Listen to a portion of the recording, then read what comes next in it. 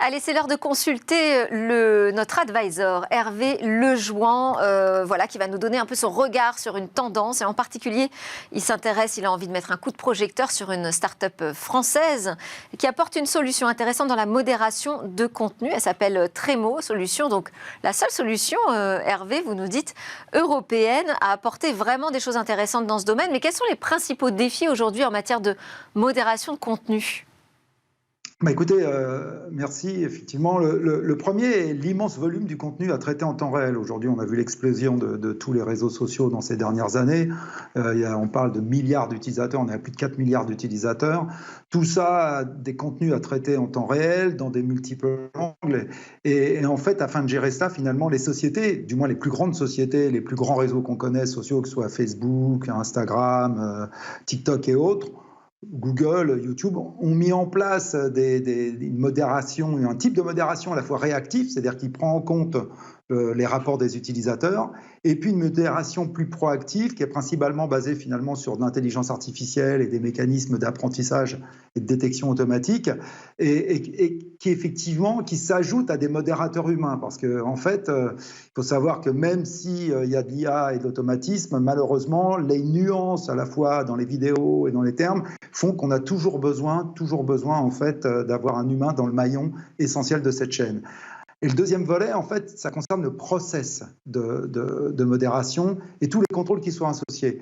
Parce que typiquement, ces sociétés doivent toujours combler l'écart entre leur workflow existant, donc toute leur gestion d'événements existants, et les contraintes réglementaires. Vous savez très bien que le nouveau Digital Services Act est maintenant en œuvre pour un certain nombre de grandes sociétés, justement les plus grands acteurs depuis août, et il sera pour tout le monde en février 2024.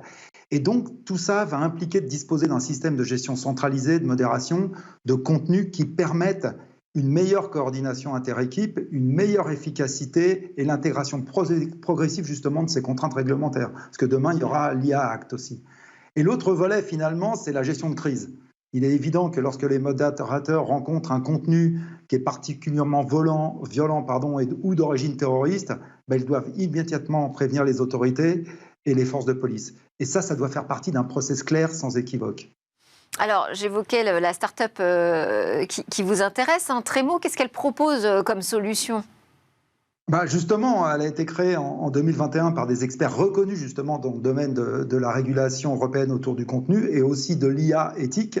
Et dans l'univers de cette modération du contenu, encore une fois, et bon, c'est comme ça, ce sont surtout des acteurs américains et israéliens qui sont là, qui sont présents sur le marché, mais qui se focalisent principalement sur la détection de contenu. Et c'est là où Tremo apporte une nouvelle solution qui couvre la chaîne complète en fait, de gestion du process de modération. Et c'est en cela qu'elle se distingue en étant la seule société, en plus européenne, à proposer une solution complète qui comprend une supervision globale du process de modération, intégrant une gestion centralisée en fait, de tout le contenu détecté et reporté, une production d'analyse optimisant toutes les opérations nécessaires et de la modération prédictive. Et puis bien entendu, le dernier aspect qui est très important, la conformité aux différentes régulations, et à commencer par le DSA, et cela par design, c'est-à-dire c'est vraiment intégré dans leur outil.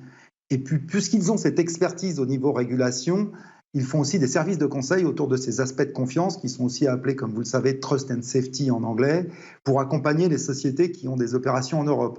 Ils sont d'ailleurs aujourd'hui, finalement, ils accompagnent déjà de grands groupes internationaux qui doivent prendre en compte maintenant cette nouvelle directive qu'est le DSA et pour les guider dans l'application de celle-ci. Merci beaucoup Hervé Lejouan, advisor, de partager avec nous comme ça votre regard sur les tendances dans la tech.